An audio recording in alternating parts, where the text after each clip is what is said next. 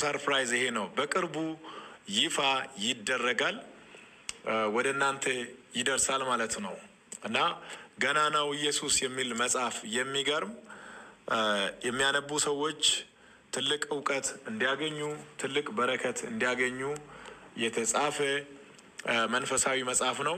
ስለዚህ ሰርፕራይዙ ይሄ ነው። ይታያችኋል።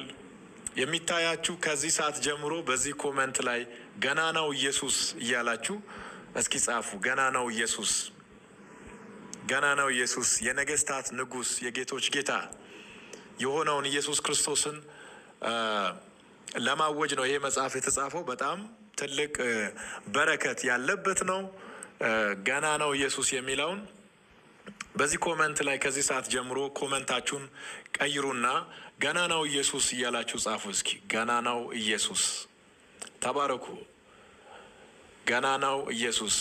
ይሄ መጽሐፍ በአጭር ቀናት ውስጥ የሚመረቅ ይሆናል። ጋዜጣዊ መግለጫ ይሰጣል። ጋዜጣዊ መግለጫ ይሰጣል።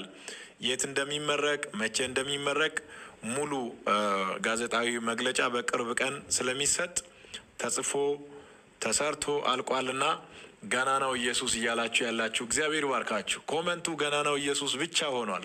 ዋው ድንቅ ናችሁ በጣም ገናናው ኢየሱስ። ስለዚህ ቻሌንጁ ሁሉም ሰው ይሄንን ፎቶ ይታያቸዋል። ገናናው ኢየሱስ የሚለውን ለአንድ ሳምንት ወይም ደግሞ ለ10 ቀን ሊሆን ይችላል።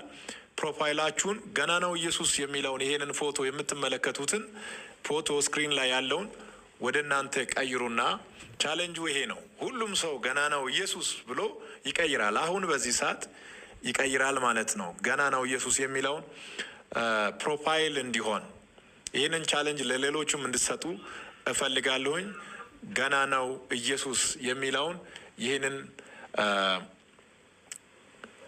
ፕሮፋይል ፒክቸር ወስዳችሁ እንድትቀይሩ ሁላችሁንም ጋብዛችኋለሁኝ። ይህንን አገልግሎት እንደምትወዱ እንደምታከብሩ አውቃለሁኝ። ስለዚህ መጽሐፍ ያው ብዙዎቻችሁ ጋር በቅርቡ ስለሚደርስ ስታነቡ ውስጡ ላይ የተቀመጠውን ሀሳብ ታያላችሁ። እግዚአብሔር በብዙ ነው የረዳኝ። ይህንን መጽሐፍ ስጽፍ ከእግዚአብሔር ምሪት ተቀብዬ ነው።